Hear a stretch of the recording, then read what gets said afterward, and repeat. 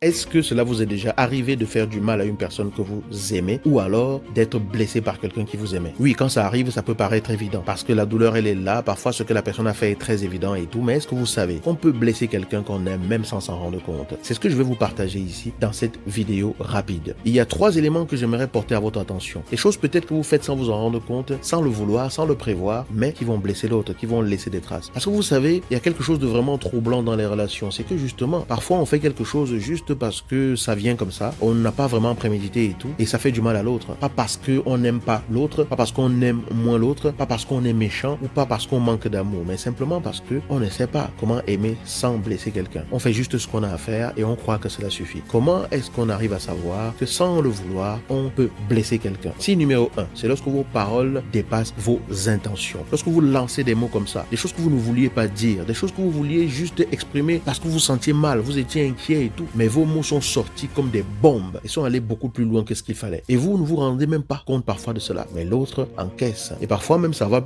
jusqu'au niveau où certaines personnes vont dire « Ah mais je plaisantais, tu vas pas considérer ça, ce n'est pas ce que je voulais dire. » Peut-être, mais parfois vous allez faire ça, vous allez dire ça, l'impact va malgré tout rester parce que le cœur de l'autre ne connaît pas votre intention. Il connaît simplement la blessure que vous lui faites vivre et c'est ça qui est le plus compliqué. Donc à chaque fois que vous parlez sous l'émotion, sous la fatigue ou sous la frustration, vous risquez de créer une fissure dans le cœur de l'autre même si vous l'aimez profondément. C'est pour ça qu'il est important de vraiment faire attention quand on est énervé, en colère et tout, de ne pas se lancer comme ça. Signe numéro 2, lorsque vous demandez plus que vous offrez. Dans beaucoup de relations, on a des personnes qui vont vouloir plus d'attention, plus de présence, plus de communication, plus d'amour, plus d'efforts. Leur partenaire va s'époumoner, faire des efforts, galérer, transpirer. Mais vous, en retour, vous ne donnez rien. Ce que vous donnez ne suit pas l'intensité de ce que l'autre fait. Et petit à petit, l'autre va sentir un déséquilibre. L'autre va se dire, mais attends, je donne, mais je ne reçois rien. Je ne reçois pas la même chose. Je ne reçois en tout cas pas la même énergie. Pas parce que la personne est égoïste, mais parce qu'à un moment donné, son cœur se fatigue. Donc aimer, ce n'est pas demander l'impossible à quelqu'un, c'est veiller à ce que cette personne ne s'épuise pas en silence. Vous voyez? Parce que quand l'un donne plus que l'autre, ou que l'autre ne fait même pas l'effort, la relation va finir par boiter. La relation va finir par se casser la figure. Et le troisième signe, c'est lorsque vous faites passer vos besoins avant le cœur de l'autre sans vous en rendre compte. Si vous risquez d'écraser la sensibilité de l'autre, vous pouvez minimiser ce que l'autre ressent. Parfois, vous n'allez pas valider ce que l'autre ressent comme étant vrai. Et doucement, l'autre va s'éteindre. Non pas parce que vous ne l'aimez pas, mais tout simplement parce que vous ne voyez pas qu'elle est en train de souffrir. La réalité émotionnelle qui est la sienne, vous ne voyez que la vôtre et vous ne considérez pas l'autre. Donc, il est important de vraiment se poser cette question-ci. Est-ce que j'aime avec mon cœur ou est-ce que j'aime avec mes habitudes? C'est une question puissante parce que parfois, ce n'est pas le manque d'amour qui détruit la relation.